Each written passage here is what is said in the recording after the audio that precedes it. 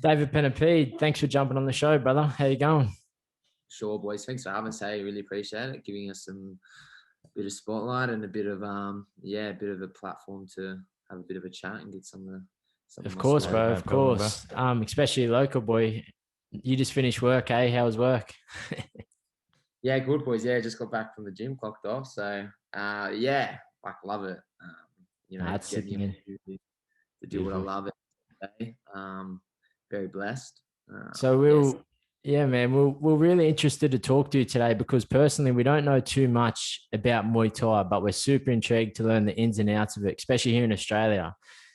Yeah. But before we dive into that, we want to hear your story first, how your journey began. What was life like for you growing up?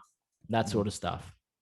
Yeah, for sure. Like life, man, for me as a kid growing up, like I probably wasn't exposed to like martial arts, kickboxing, like Muay Thai, anything like that, probably to about the age of 11, 12-ish. Like I played soccer as a young fellow growing up. Like and I did that probably um, collectively probably for about, man, close to 10 years, like 8, 9 years or so.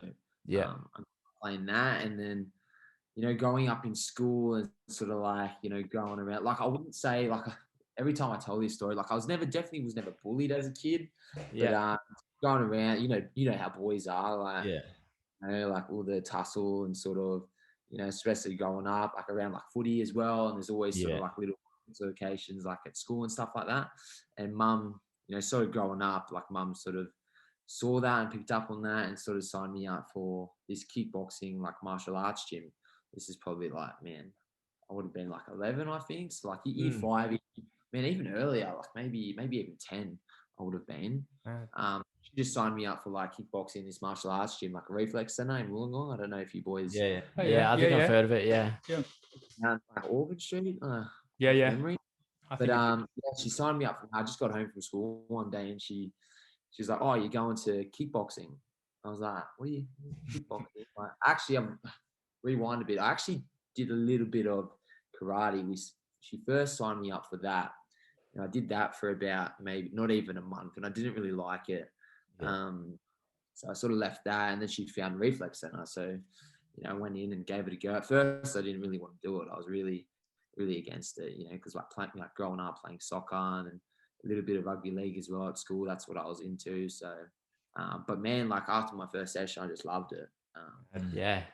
I love that contact and the just like being real competitive as well. Growing up, like I was always really competitive with sports and like getting in the gym and sort of moving around with those boys and sparring and that sort of thing. It was sort of like combat sports because it is like it's just up to you. Like when you're in a Yep. team, you agreed. Yeah. rely on all your teammates. So I sort of like that.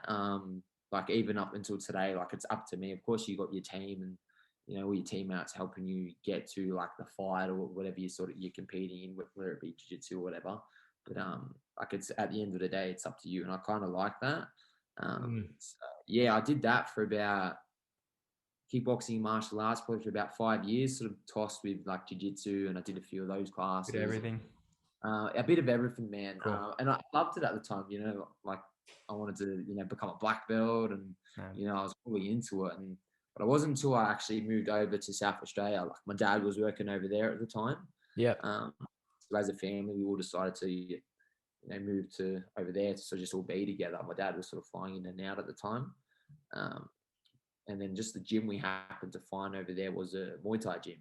And just after the first session, it was just really like opened my eyes. I was like, whoa, this is like completely different level. Like just Man. the physicality and Yeah. the power and the speed. It was something that was a completely different level to anything I've ever And experienced. how old were you at that time, bro? I was about 16 then. So I did like the kickboxing martial arts for about 5 years. So I would have been about 10-ish, I think. Did Yeah. that for about 5 years and I really loved it. Like I really enjoyed it. But yeah, when I moved over to South Australia and discovered Muay Thai, I was like, whoa, like this Man. is Just clicked. yeah. Then after that first session, it just took off, man. I was just like in the gym every day training and just seeing the fighters as well. Because Reflex Center, it wasn't really a fight gym. It's more like self-defense. Yes. And Yep. yeah, that sort of stuff. So I was never really around like fighters. But when I moved over to the new gym and saw the fighters hitting the pads and speed and the power and just like, the work rate. It was just something I've never experienced before. It just really like opened my eyes. I was like, whoa, this is something else. And different. So just stuck with me and just been grinding and, one thing led to the other and here I am now. So that's it. That's awesome. How long were you training for there before you had your first bout? So I was training for about I got approached to maybe fight maybe 6 months into it. Of course, like insane, like I had all that background, that kickboxing and training background. So it wasn't like I was starting off from nothing. So I had a bit of that background. Of course, the training was different, but it helped me pick it up a lot quicker than someone starting off with nothing. So probably about 6 months in, my trainer sort of approached me and said, look, man, like, do you want to maybe have a fight? And like, I said, yeah, give it a go. I sort of, because I love to challenge myself, like that competitiveness. I jumped at it, but I actually ended up breaking my arm sparring one night. Shit. For my first fight, just sparring one of the boys. I just got kicked like right in the arm. Yeah, fuck. Off the body. Like, fuck, this really hurts, and sort of slept on it and ended up going to hospital the next day, and it was a break. So that sort of pushed it back like another 6 months. So it wasn't, about a year after I started training, I ended up having my first fight over there. On my trainer's show, actually, he ran a show called Shins Still. So that was cool, like sort of fighting, having all my schoolmates there at my first fight. And, Yeah, that's cool. So Even sounds like a savage name for a fight card. Shins Still. About a year after it was about. Yeah. Awesome. How long were you in South Australia for? Are you still there now? No. So I'm in Canberra now. I was there for about 2 years. I was there. So I ended up having 5 fights over there. And then ended up just the work didn't really work out with my dad over there. So he ended up getting let go. So we just decided, there's no point really staying there, So we ended up moving back to Wollongong. Yeah. So born in Wollongong, then lived over there for 2 years. That's where I found Muay Thai. Then when I went back to Wollongong at the age of just before 18, so about 2 years I was there for. Instead of going back to Reflex Centre, because I love Muay Thai now, that's what, I was a fighter, I had 5 fights. Got on a Muay Thai trainer, Danny Jones, his name was. I wanted to mention that we train with his son, Kobe. Yeah. Nice. So he pretty much took me all the way through to fight number 37. So wow. So ended up moving back to Wollongong and got onto him, and then just wanted to keep it rolling. Like I had 5 fights at the time, moved over, and I was loving it. And I actually just my last fight with my old trainer, I won a amateur Aussie title. So I was a massive high, and like moved back to Wollongong and just wanted to keep it rolling. Wanted to just crank through fights. So just go straight back. So when in that timeline did you turn professional? That's what I was going to ask. Yeah. How many amateurs? How many fights did you have in the amateurs? So I had, it was about 10 or 11 amateur fights. I think it was 11. I think my 12th fight was pro. So pretty much like myself being like that a little bit heavier in Thai boxing, like I fight at 76, sort of like 76, pretty good weight division. Like it's very competitive weight division in Thai boxing. When you start getting above that, it gets a little bit harder. But, as an amateur, like I think, I had like 10, 11 fights. So it was starting to get harder to find fights like, as an amateur. Then I hit 18 pretty much a week after I had my first pro fight. So in Thai boxing, you need to be 18 to turn pro. So I was sort of struggling towards the end there, and we're just like, just turn pro, So we got off the fight, and pretty much a week after my 18th birthday, had my first pro fight, and we're just sort of, just rolling on from there. That's hectic. That's awesome. What's the difference between amateurs and pros? Is there shin guards and stuff like that? Like there's not a massive difference. Like if you go back 5, to 10 years ago, literally the only difference was pros got paid. Like there wasn't headgear, wasn't elbow pads. These days, combat sports are making it pretty hard. Registration with all of that. They brought in headgear as well for the amateurs, elbow pads, but no shin guards. Amateurs in New South Wales just wear the headgear and shin guards. Yeah. As well, state to state, it's all different. Like, Yeah.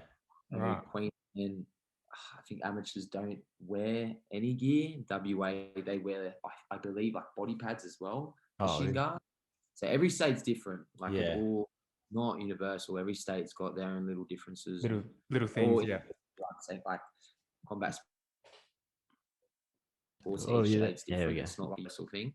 Yeah. Right. Yeah. But awesome. These days now, the only difference is, of course, pros get paid. Generally speaking, longer rounds, like 5 3-minute rounds. Yeah. It's only 3 2s. That's another biggest difference. But yeah.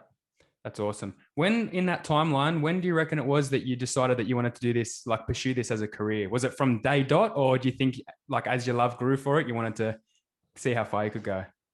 Yeah, so probably one of the main moments that stuck out early on was when I won that first amateur title, which was up on the Gold Coast. So it was like my first time like flying interstate, getting a bit of a taste of like traveling, and then fighting interstate and sort of seeing a different environment, and then like winning that Aussie title was like, well, like I'm actually, like winning an Aussie title is like, well, I can actually like maybe I'm actually like not bad at this, like eye opener, just sort of seeing like all the sort of Aussie royalties up there, like some of the big name like fighters up in Queensland, and just really opened my eyes. I was like, wow, this is pretty cool. So probably from that day was when I sort of said to myself, this is like what I want to do. But it's just like from fight to fight, you're fighting bigger names and you're winning more fights and you just getting more confidence, and over the years ingrained like into my head, like, this is something I just want to keep doing.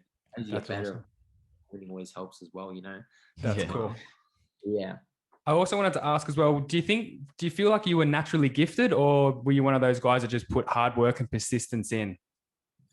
I think like definitely starting like earlier, like I started at the age of 10, having that bit of a sporty background as well. Like I always played sports growing up. So I think I was like pretty athletic growing up, like being competitive as well, like not taking like a no or a loss for an answer, like that sort of mentality helps as well. But being athletic, like growing around and coming up playing sports helped too. Of course, starting combat sports from the age of 10, it's like anything. It's like I tell like all my clients, like, the more you do something, you got to get better at it. Of course. Doing it from a young age definitely helped. But like most athletes say, like I work hard, like I put in. Of course. Like again, I say to my clients, like if you work hard at something and you put in the work, like you got to get better at it. So it's no secret. Like it's really like as simple as that. Like if you put in the work, I know it's like pretty common thing, athletes say, but like it's true. You put in the work, like you're gonna see results. Like it's as simple as that. That's 100%. Cool. That's awesome. I think a lot of people, like, even we talk about it, like you think, but they, you look at the people that have made it and you think, they naturally had it. But after even Sam Goodman, a few of the other guys we've spoke to, they've all said exactly the same as you, that anyone can kind of do it. You've got to put the work in. So it's a good message to put out there, I think. Bro, like I know so many guys that have talent and like you look at, like I watch them like on pads. I've seen it so many times over the years, like these kids come through and like some people just get it, some people just really quickly, and like you look at them and you're like, fuck, like I wish I looked that good like a year into the sport, or like even like guys 6 months of the sport, and I'm watching them like, fuck. Pick that up. Bro, like you've only been training for a few months, and then I'm just like, man, if I wish I looked that good like a few months before. That's awesome. Like then they don't stick with it, or they don't put in the work, so of waste course, of like, talent. You've got a bit of talent as well. Like it all helps. Like if you've got talent, but you've got to put in the work. If you don't as well. Work, so you got to have that work ethic. A lot of people are afraid of the hard work as well. Just want to get it easy. Like this sport, man, like it's hard. Like I said at the start, like at the end of the day, it's up to you. Like you can have a coach like pushing you and trying to get the best out of you, but it's up to us because you've got no teammates. You don't have teammates. If you don't want it, like at the end of the day, it's up to you. Like you're the one getting in the ring, you're on the cage, whatever it is. So it's up to you to want it and like put in the work, put in those extras, like because you're the one getting punched, you're the one getting kicked, and it's not your team. Love that. Man. I want to dive into the financial side. I want to ask how hard it is financially chasing the dream, and then originally when with your family and whatever, how did they take it when you said you wanted to pursue this full time? Yeah, like so, like it's not hard to see like in Muay Thai, Thai boxing, like it's not like as big as like the UFC or an MMA. Yeah. And initially we don't get paid as much as those guys. So like it is hard. That's why for me, like I used to be a carpenter. Like I worked as a chippy, Yeah. Okay. full time. I did my apprenticeship. I worked as a subby for like maybe 3 years. So I did that for about 6-7 years as a carpenter. And you're fighting at the same time? Yeah, so I'm fighting at a high level as well. I'm fighting some of the best guys in the world. How hard's that? And like very, very hard. Yeah. Like the reason why part of the reason why I left it, of course, like I had the opportunity come up now, which is what I'm doing now, coaching, which I'm very lucky. Not a lot of people get that opportunity, but man, to work as a chippy like full time and try and find the energy to train around it and then fight, like it was very hard, and that sort of weighed on me. It got harder and harder as the years went on. As you start to fight at a high level as well, the training demand gets higher. You got to put in more hours. The guys are fighting it better, so you got to put more work in. So over the years, it got very hard, and then that's sort of weighing on me mentally as well, not just physically. And yeah, it started becoming a chore. Like training started to get really hard, and so it sort of got to a stage where I was like, okay, I've got a fight coming up. I have to go to training, as opposed to like, this is actually what I really want to do, if that makes sense.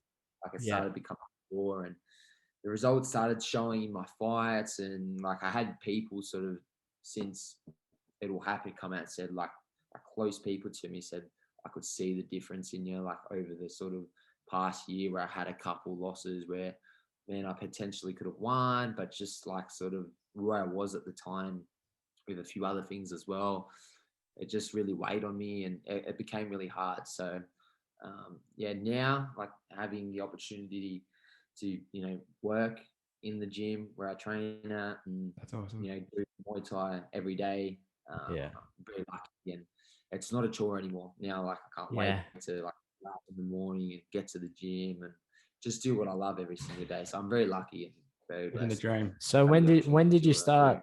When did you start working at the gym?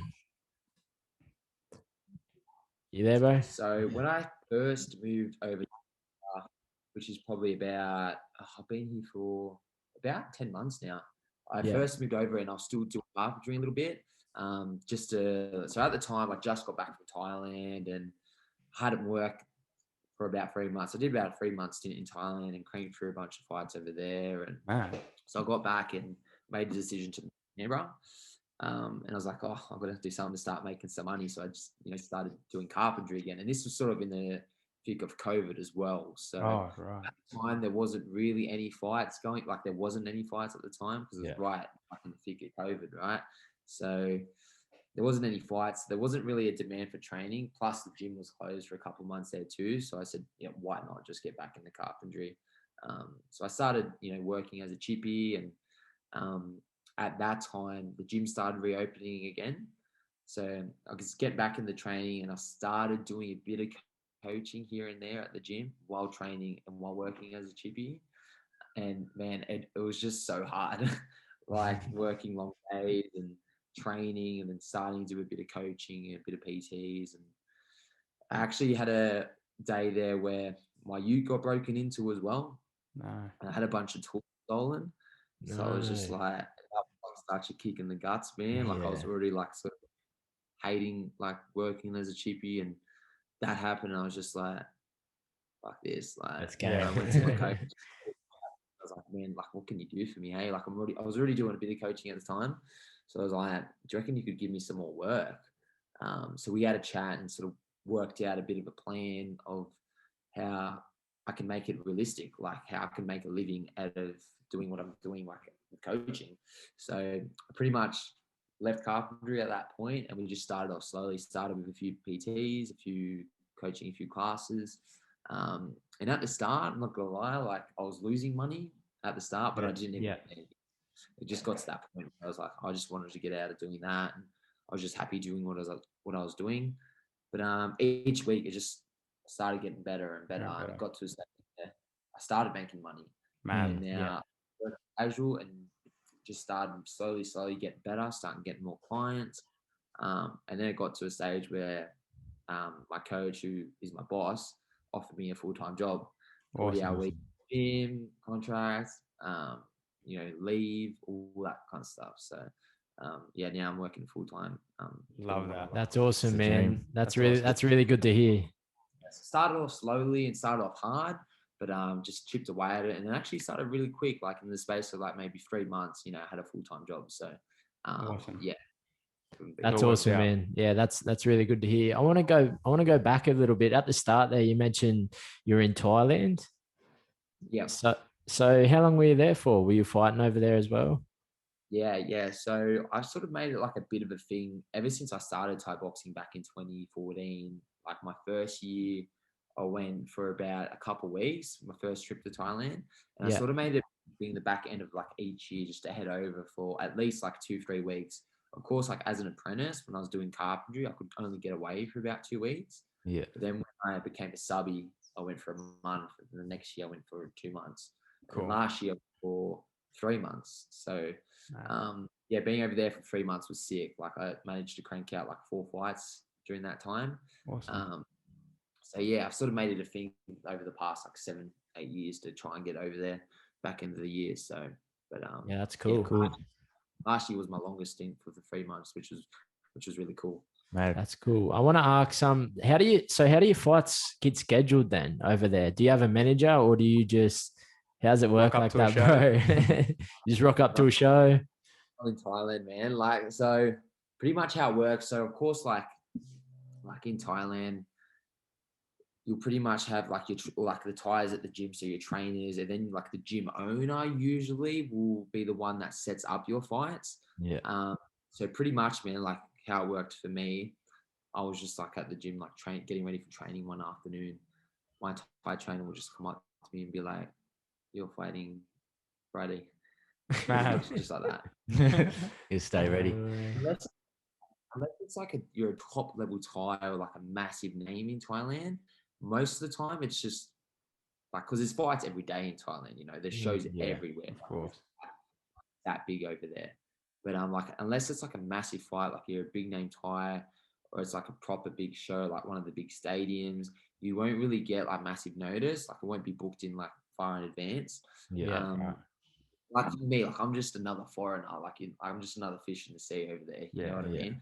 Of course, like like in the world stage as a foreigner, like I'm ranked like in the top 10 and all of that. But for me, going over to Thailand, like especially like a bigger weight, like the big fights in Thailand are like smaller Thais. Definitely, I just head over there and I'll just get approached by like the gym owner and be like, "Do you want to fight next weekend?" I would just be like, "Yeah," and they'll be. That's mad. What's the level of competition like over there as well? Like, so again, like the bigger weights, generally speaking, like in Thailand, the big weights are around like 60 kilos to 65. That's like the whole weight division in Thai boxing. As you get bigger, especially above like 72 in Thailand, the standard does drop a little bit. These days, like Thais, you're starting to see a few bigger Thais in Thailand. Like at 76 kilos my weight, there are a couple guys out there who are actually like pretty good. But it's a bit more rare. Like Thais are smaller. They're a smaller, so, of course. Yeah. So like as it gets a bit heavier, the standard does tend to drop, and it's a bit more. You don't really see as many, but there are a couple out there. Yeah. Do you cut much weight, or what do you walk around at? So you fight at 76, you said? Yeah. So I fight at super heavyweight 76. I have had fights at 79 light heavyweight, and have won titles at that weight as well. But for me, like I prefer to cut that extra few kilos just so I'm not fighting giants. But weight cutting is not as prominent in Thai boxing as it is in MMA, but it is still people are still cutting weight. Like I know people who cut like 10 plus kilos. Wow. Like there are still guys who do it. Like for me personally, like again, depending what time of year it is, like after Christmas or after COVID, for example, like I was pretty heavy, like most fighters were. Like everyone, bro. Yeah, Uber Eats. Generally speaking, I try to sit around, like I fight at 76, I try to sit around like 84-ish if I can. But it just depends how busy I've been. Like if I'm fighting consecutively back to back, like monthly or every 2 months, you know, I'm in the gym every day, I'm training, I'll be a little bit lighter. Of course, if it's after Christmas, it's going to be maybe a little bit heavier. But like ideally, I like to stick around like, you know, mid 80s, gradually bring my weight down through diet and through hard training. And then, of course, like that last week, I'll have a couple kilos left to go. Yeah. Do you do all your diet and nutrition yourself, or does someone look after it for you? Yeah, I've like in my 40+ fights, I've done all my diet and weight cuts myself. Wow, that's awesome. One, like sort of just with like trial and error, especially early on, like my early fights, I wasn't cutting that much. Like, you know, I've been fighting the same weight my whole career since I was 16. So my first fight was at 76, and at the time I was walking around like 79 or 80, whatever, 79-ish, I think. So like, if you want to call that a weight cut, so like it was not like nothing, you know. Of course, as the years go on and you get a little bigger and you put on more of that like man muscle and man strength, like you get a little bit bigger, so you sort of learn what works and what doesn't. Of course, like 40+ fights, I've had like 40+ weight cuts, so you learn what works and what doesn't. And I'm sort of like at the stage now where I just know like what my body needs and what I can and can't do, and like where that line is. Because of course, like you don't want to be leaving your weight to the final second, but in turn, you don't want to be like a few days out of the fight and then start like dehydrating yourself too early. Yeah, of course. Yeah. You've got to really know where that line is. And I feel like I've really got it down to the T. Like my last fight the other weekend was one of the best weight cuts of my career. Like I didn't have to pull out my sweatsuit once. I didn't use it once, which is like pretty crazy for me. Like it's something like my best friend, you know, something like I always fly. I didn't have to use it once, which was pretty crazy to me. Didn't have to bath at all, and I only did like 15-minute sauna on the day of one, like nothing. Yeah, 5-minute sessions, which is like, so like, man, it was pretty. It actually shocked me like how easy the weight came off. Like, So we paused. Are you there? Yeah, we can still hear you. All good. Am I still there? Yeah, we can still hear. It cut out a little bit, but it's all right. We heard it all. It's all good. Technology, That's all right. I can't see you guys, but that's all good. So pretty much, yeah, like I remember being about 5 weeks out from the fight, and I jumped on the scales, and I was actually the weight I usually am fight week. Fights. And this was like 5 weeks out from the fight. I jumped on the scales and I looked at the number and I was like, whoa, shit, like this is crazy. Of course, being at a new gym for the first time and like new training and new sort of perspective, and even like just being in the gym every day and like doing PTs, like I was just burning through so many calories. Yeah. So I had to up my food and calories like a few weeks out from the fight, which is like crazy. Yeah. So I've never done. So from when you weigh in to when you fight, how long is that window, that period? Pretty standard, man. Like we weigh in like at least 24 hours before. Like for example, the other night we weighed 5 p.m. Like these days, I'm usually main to the last fight of the night. For example, the other night I fought about midnight, so more than 24 hours I had. Yeah, that's sick. So like hours I had. Time I stepped off the scales from the time I stepped in the ring. So like plenty of time to recover and rehydrate and refuel between. What about after the fight, bro? Do you have a go-to meal? It sort of changes, man. Like one flight camp, I'm sort of really craving sweets. But one thing that like is like a given every time is pizza or a burger. That's like a given. Common theme. Like the first time after I get back from my flight, back to my house, is usually given like a pizza or a burger. Man, that's like, man, got to be done. That's awesome. Out of your 40+ fights or whatever it is there a moment that stands out most in that? A certain fight? Yeah. Title fight or something? So probably the one of the main moments that stand out for me is not even one of my title fights, but I'm not sure how familiar you boys are with the Muay Thai scene around Australia, but there's a show called, I'm not sure if you guys have heard about it. It's one of the biggest shows, not just in Australia, but it's actually a pretty big show, well recognized around the world as well. So they bring guys all around the country and the world. Like, it's based in Melbourne. Yeah. They usually have the top 3 fights of the night, usually not even guys from Melbourne. Like, they'll match guys from all the world. They'll bring guys in from wherever. And they've been trying to get me on for a number of years, and it just never really worked out. Just timing and opponents being matched here and there and just stuff like that. Just never really worked out. So they ended up getting me on going back to 2018. They matched me out. It was sort of like a last minute fight. Like, the card was sort of, they had a couple pull outs. So they ended up matching me against this guy from Switzerland who was training out of Thailand, a famous gym called Sitman Chai. Sort of like this sort of late addition fight onto the card about 3 weeks out. And this guy, his name Luca, he was from Switzerland, training in Thailand. He had a pretty crazy record of like 30 fights with 21 wins, but 20 of his wins were by KO. Like, he was this massive like KO dude, like lots of like punch KOs, lots of elbow knockouts. And the gym he was training at in Thailand, they were really, like, it was a really aggressive gym, really well known for their hands and their low kicks, just really aggressive. So I ended up fighting him and ended up knocking him out with this massive elbow KO. Yeah, let's go.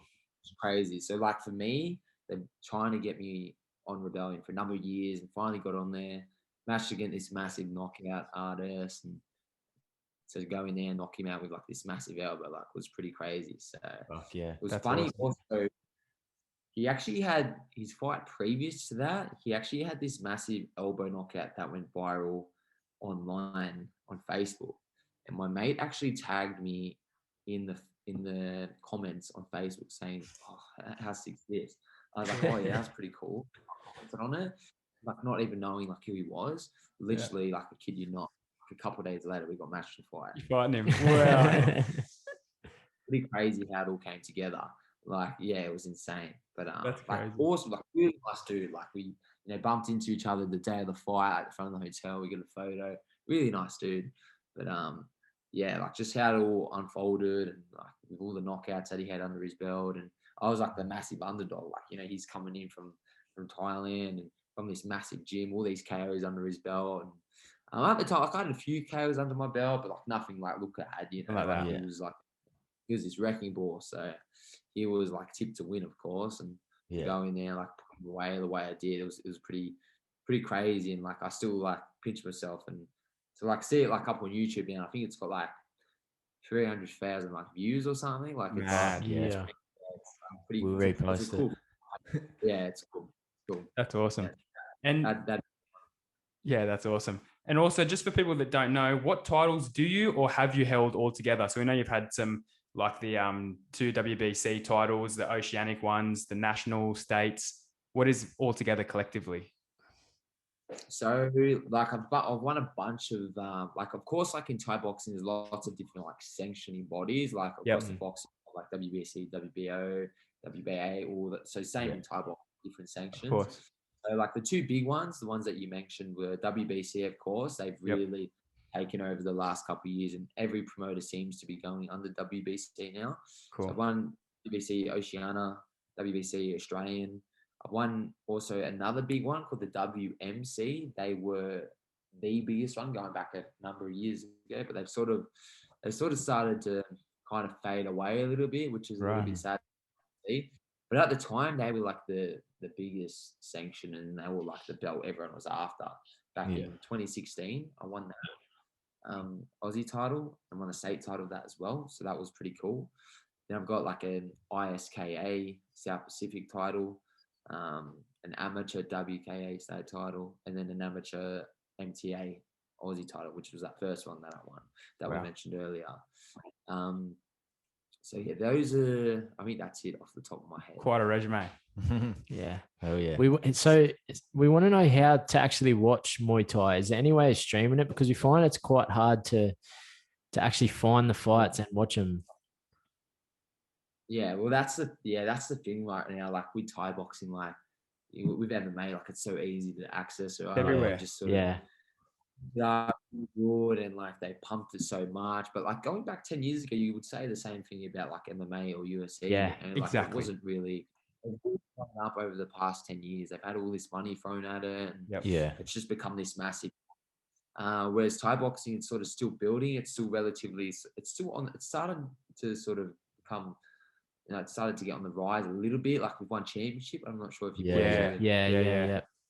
sort of probably the last couple of years now, they've really started to pump Thai boxing and started to give that bit of a spotlight, and they're really starting to pump it now. So like all us Thai boxing guys are really like sort of sitting here with our fingers crossed, hoping it sort of starts to blow up, starts to give us a bit of more spotlight, and hopefully we can start getting a bit more better pay, because we're sort of just as a Thai boxer, we're sort of just all sitting here like, getting like for example, for myself, like I'm currently ranked number 6 in the world. I'm walking away with a couple grand after each fight, or I'm watching these big guys and they're making like 10 times that, so it's sort of a bit frustrating. So we're just sitting here fingers crossed, hoping it just sort of starts to get a bit more exposure and to blow up. That's awesome. What do you think it will take? Do you think it will take someone to just throw some money at it? Because like we say, there's a lot of people that watch MMA, like the casuals, and once it hits the ground, they go, stand them up. And we're going, Muay Thai is literally that without the ground. Why is it not bigger? Yeah. You know what I mean? Talk to me. It's I go to a pub, like very rare do I go to a pub to watch like UFC fight. Like I do it every now and again for a big fight, like Izzy or like I might go to a fight or whatever. But like I'll go and I'll be watching the fights, and like don't get me wrong, like I respect the hell out of like any fighter that gets in the cage, but I will be watching like a UFC fight, and some of it will be pretty like the standard of it won't be that great. Like I'll be watching it, and then I'll go to the ground and people will be booing. I'm just like, you watch Thai boxing, like one championship at the moment, like because the cards are mixed cards, so they'll have like MMA fights, Muay Thai fights, and kickboxing fights. Yep. And like like we'll be sitting watching a card and like for me anyway, I'll be waiting for the Muay Thai fights to come on, and I'll be watching the MMA fights, and it's not bad. Like I'll watch it, and then the Muay Thai fight comes on, and Wild. I'm like on the edge of my seat. Like it's just crazy. Like especially with those MMA gloves on. Yeah.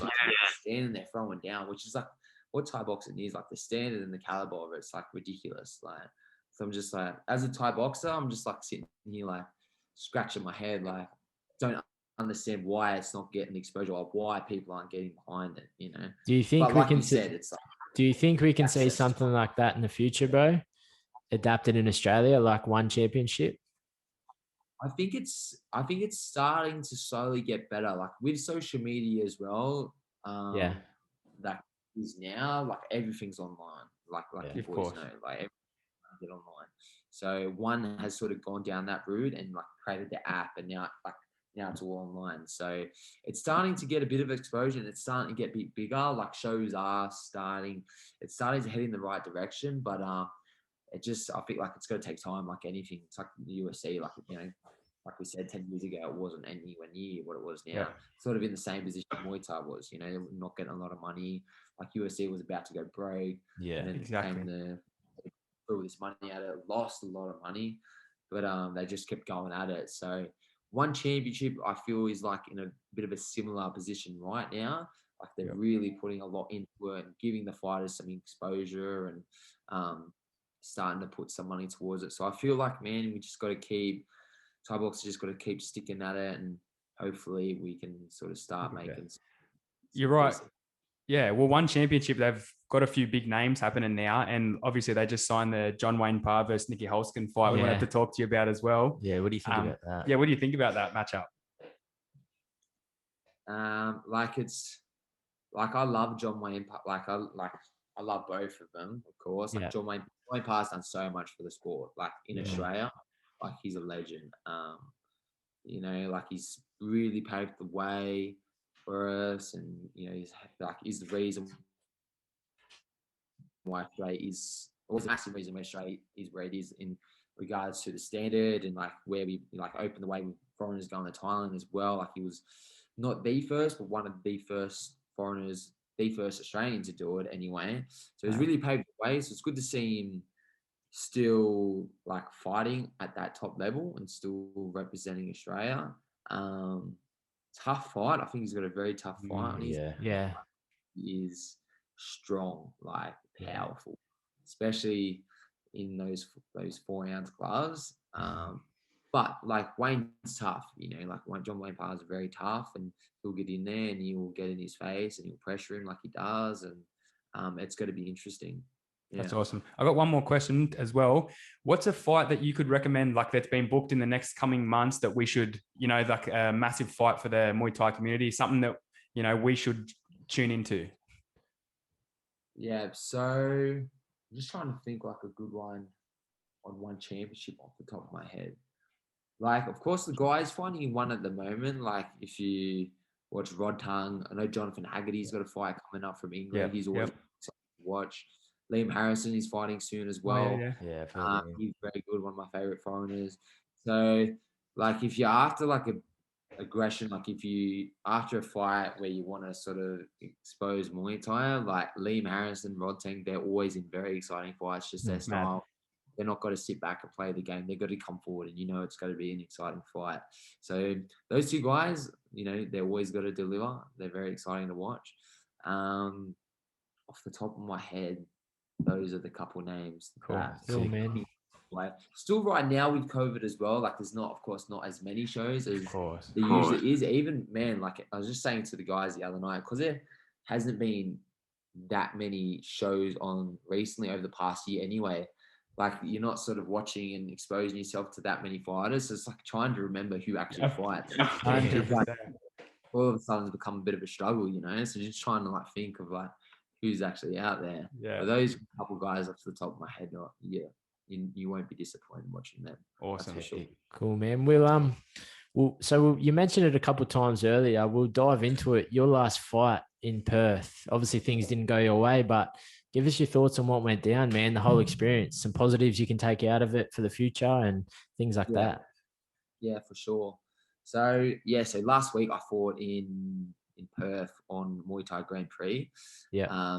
Massive show. Like, firstly, I just want to thank like the promoters, of course, like Darius and Gavin. Like they're creating something very special down there. Like it was probably one of the better shows I've ever fought on. Definitely in the top 3 shows I've fought on. Awesome. From the production to the way they looked after us to their really accommodating. So just want to thank them. Like the fight itself, like we always knew it was going to be like a really tough fight. Like George, my opponent, stylistically, you know, he's very tall, very long, a southpaw. So right off the bat, stylistically, like he's very hard to deal with, and just his style as well. He likes to use like his push kicks, so like to keep you away, very long legs, and he's always moving, like always like fighting on that back foot, which can be very frustrating.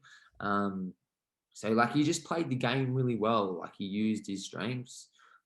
Really made me like sort of almost chase him. Like I was sort of constantly having to come forward because he was always moving and popping out his push kick and just playing the game really well. So like for me, a lot of positives to take away. Like it was super close. Like I've had people come up to me, people message me, and people like I really respected, like look up to in the sport, saying like how close it was. One person was saying they couldn't split it, which was for me pretty surprising. Like I initially, like in the moment, I felt like I lost. But sort of looking back at it and hearing a few people's reasons and opinions, I can sort of see and appreciate where they're coming from. Like going into a bit of Thai boxing scoring now. Of course, like scoring in every combat sport comes down to opinions as well. Like everyone has a different opinion on what scores, and it's the same in Thai boxing. Of course, like a kick scores more than a punch in Thai boxing, or generally. But with George, like he was throwing some kicks and landing it, but it wasn't really having too much of an effect on me. Whereas I would throw a punch and it would like visibly push him back. I remember a couple of times I thought like I heard him, or it looked like I hurt him anyway, or like pushed him back, or which like shows that it has effect rather than the kick was throwing. And I was just sort of like walking through it. It didn't really have an effect. So a few people were sort of outlined like, look, David, like, yeah, he was kicking you, but your punches were visibly having effect on him, visibly hurting him, which sort of like is the sort of sway into my favor. But at the end of the day, that's one opinion. Like, Of course. Of course, the kicks generally scores more, but were they having effect? One judge could think it does, one judge may think it doesn't. Okay. So that's where that comes down to. Of course, the old saying, don't leave it in the hand of the judges. Which is true, because at the end of the day, everyone's going to have a different opinion on what scores. So to hear like it was pretty close from a few people, and to even have a few people say, man, like I thought you won, was pretty cool. But like at the end of the day, he got the decision. So like big congratulations to George and Riddlers, who like for me, I really look up to Riddlers as a gym, and their head trainer Darren, like really nice people, and they've done massive things for the sport in Australia too. So big congrats to them, and definitely not taking nothing away from George. Like he fought a good fight, and just got away with it that night. So yeah, that's awesome. That's awesome, man. It's really inspiring to hear the way you talk about 100% coming through adversity and going through losses like that, and the way you talk of them. It's that's positive. Like take the positives out of it, and that's good. Yeah, it's awesome. Like for me, man, like like I know, like in boxing and like in MMA, like having that zero, right? Like your record is such a big thing, but man, in Muay Thai, like for me and like for a lot of Thai boxers, like you just jump in there and you fight whoever is put in front of you, whether they're the best in the world. Like for me anyway, like I will literally fight anyone. Like I don't care. Like man, it doesn't bother me. Like having a loss next to your record, like it's at the end of the day, people don't remember like the number next to your record. They remember the wars that you're in. Yep. If you're like, that's what people have got to remember, not like a figure next to your name. They don't remember that. They remember the battles that you've been in, and leaving that lasting impression on someone's more important to me than having a zero next to my name. Couldn't agree more. Like for me, man, like, I'm still taking away a lot of confidence from that fight. Like George, he beat me, but again, it was a close fight. He could very well, most likely will go on to fight for the world title in his next fight. He could very well win, So to go 5 rounds against George and for it to be very close, I'm taking away a lot of confidence from that. Awesome. Going back to the weight cut as well, best weight cut of my career, fittest I've ever felt physically as well, like best shape I've ever been in my life. So still a lot of positives, and still a bunch I'm taken away from the camp, from the fight itself. So taking a lot of confidence and just building now, like just looking forward to the next one. Yeah. Just continue. Keep it going. That's awesome. So what's next for you then, bro? Do you any offers, or you just taking it slow at the moment, or are you looking to bounce back and get straight in there? Yeah, so I actually had my first training session back today. So that was good to sort of get back into the swing of things, like sort of a little bit banged up here and there, and just sort of having a bit of a down week as well. Like after the fight, like, train, put everything into that for weeks there, man. Even just before that, I was still training every single day. It's just like that 8 weeks before it, I was just like, just killing myself, like mentally draining. With everything, with the training. So to have a bit of like a down week was good, and sort of just chill for a bit and just sort of let a few like, little niggles from the fight sort of heal up. So get back into it from today and start just, building again. But MT Muay Thai Grand Prix are keen to bring me back in the next show in May. So the promoters were really informed, and they're keen to bring me back. So that's looking like it will be the next one. There's a couple of boys over there who at my weight and level who are potential opponents. So I'm pretty certain that will be my next fight. End of May, I believe it is. I think it's the 28th, 27th, that last weekend of May. So that's going to be the next one. So just start sort of slowly preparing for that. So how long typically do you give yourself in a camp sense? Do you give yourself a 8-week camp, or do you just slowly build up to it and you're always in fighting shape, or do you schedule time before a fight? Yeah. So like generally speaking, like I train all year round. Like of course I work, I'm always there now anyway. So like I'm always training. So I'm always fit,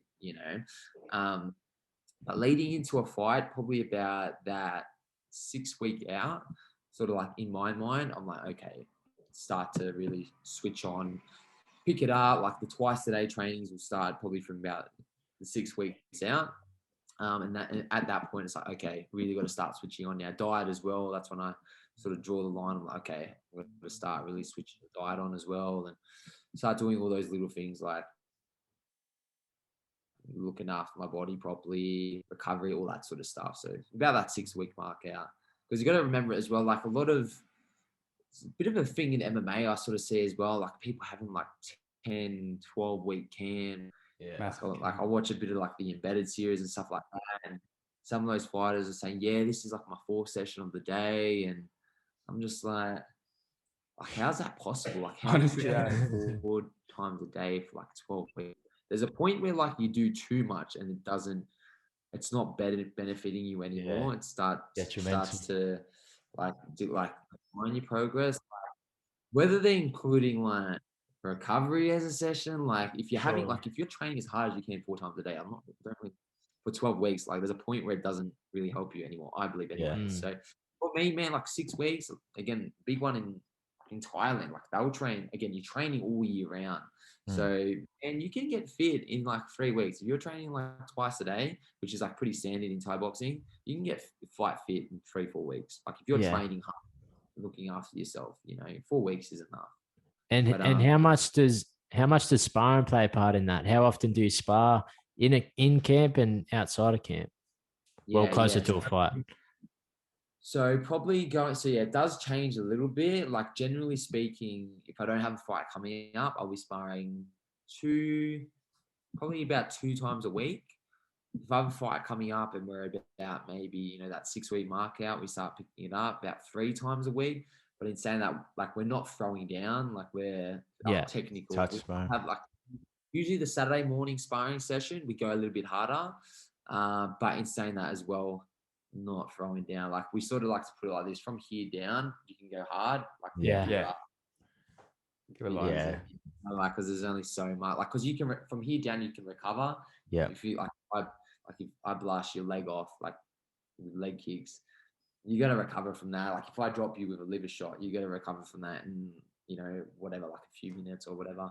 But if you put down like shots to the head, different story. Well, I never really punch hard head in sparring because I'm really wary of that. Smart. Yeah, that's cool. We'll get away from Muay Thai and training for a bit now. We want to know, what are some of your interests outside of Muay Thai, outside of martial arts? What do you like to do? So at the moment, man, like my life is pretty well revolved around Thai boxing. When I can, I like to sort of get out, like with my missus, go to a cafe, sort of just switch off for a bit, eat some good food, and when I can, like man, just hang out with some friends or just chill or not. But for the most part, my life rolls around like the sport, to be honest. But when I can, like try to head out, go for a walk, chill for a bit, switch off when I can. Is it just Muay Thai for you, or do you follow any other sports, team sports, or anything? I do follow MMA. Like I don't watch every fight, but I still keep up with it. I was going back a couple of years a big fan of rugby league, but since Thai boxing has really taken over my life, I sort of haven't followed it as much as I did. It was a massive, like if you asked me 5 years ago, I was like mad, like into it, like. But I've sort of since dropped off that a little bit since Thai boxing has taken over. But man, like I truly just like love the sport, like watching. Yeah, that's awesome as well. Like it really is my life, and man, like I said before, like I'm truly blessed to be able to do it now for a living, and man, just cannot. That's awesome. And on that too, your partner trains Muay Thai too, doesn't she? So that's cool that you've got that in common as well. Yeah. Like so, she works at the gym as well. Oh, cool. Sick. Like she's got a couple different jobs, but she sort of like helps out like reception, and has since started like this year started running some like ladies only Muay Thai classes as well, and like PTs. So like we're pretty lucky, like we get to see each other like a fair bit, like You know, the lot of guys out there like working and then like doing their own sports, don't really get to spend much time. So like we're pretty lucky we get to, you know, spend a lot of time with each other, working as well. And so yeah, man, it's a good life. Yeah. Oh yeah, That's cool. Love that. Are you gonna be watching the fights tomorrow in the UFC? Style Yeah, bender? actually talking to the boys on their run this morning. Yeah. When the boys were up saying, "Oh yeah, I might have to go down to the fight." I was like, "Yeah, I'll come down with you." Because like Izzy, I mentioned Izzy before, big fan of Yeah. his. You know, Izzy coming from like more of a kickboxing, but actually had Yeah. a lot of few Muay Thai fights as well. Thought so, Funny, yeah. Izzy, we didn't fight on the same night, but we fought in Queensland. Like he fought on one, and I fought on a show called Battle by the Bay, I believe it was. Yeah. And he won. I can't remember if it was a few months before or after. I think it might have been later on. But yeah, so he's sort of fought on a few shows in Australia. Awesome. So cool. So big fan of his, man. Like he's like very good stand up wise. Hell yeah. Like yeah, like of course I'm not don't have massive knowledge of like the ground game or anything like that. Yeah. But just like a sort of a Thai boxer looking in. Like I don't see Any holes? many people beating him, to be honest. Like he's very good. Very good. Hell yeah. Other than Izzy, do you have any other favorite fighters or fighters you will go to the pub to watch? Even in Muay Thai, particular? anything? Man, I'm a bit of a fan of Dustin Poirier. Yeah. I'm a bit of a fan of his, and just like his story, like I love that bit of an underdog story as well. Yeah. Man. You know, like, seeing get the win over Conor was pretty cool. Yeah.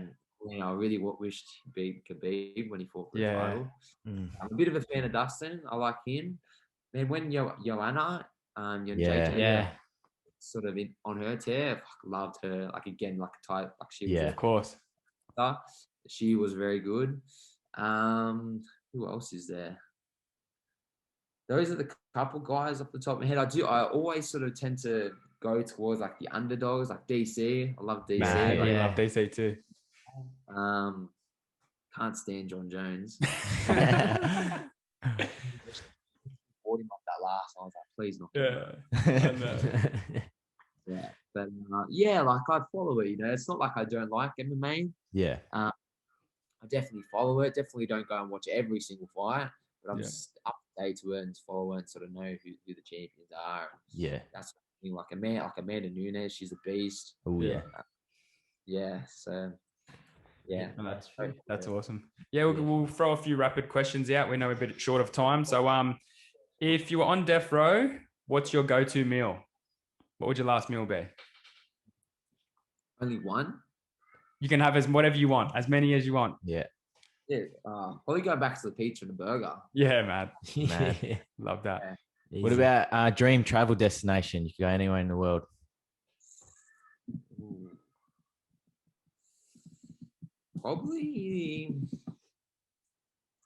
somewhere with like a beach, like Hawaii, or maybe even like Greece. I know like a lot of mates been going to like Greece, like before COVID, of course, and like the beaches. And, like, the scenery looks sick around there, so maybe somewhere like that.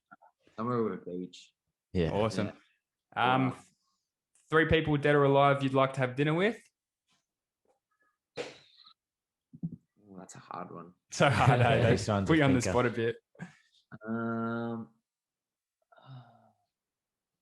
Bruce Lee. Man, that's a That's great a one. first.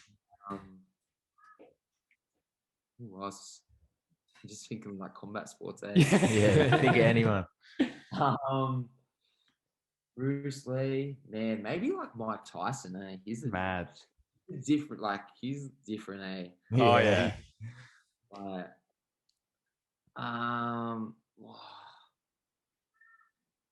maybe be controversial. Maybe Michael Jackson. Yeah. Yeah. Mad. Big That's fan one of right mine. here. Yeah. I love him, mate. Yeah, a few different personalities there as well. That'd be pretty. That's cool. Yeah. Yeah. Be interesting. What's your favorite superhero or character in general? Oh, that's a good one. I actually like watched all the Avengers with my missus not too long ago. We got Spider-Man here for you. And we have this argument a lot, like what's better, like DC or Marvel. But I'm like, the most iconic superheroes are DC, right? Like Superman. Yeah. Batman, Yeah, 100. totally, right? Yeah. Man, probably my favorite Spider-Man, probably, but even Man, though We got him. We got him here for you. Batman, I'd probably say Spider-Man. He's pretty cool. Mad. Mad. And the last one we've got for you, favorite musician or band, rapper, singer?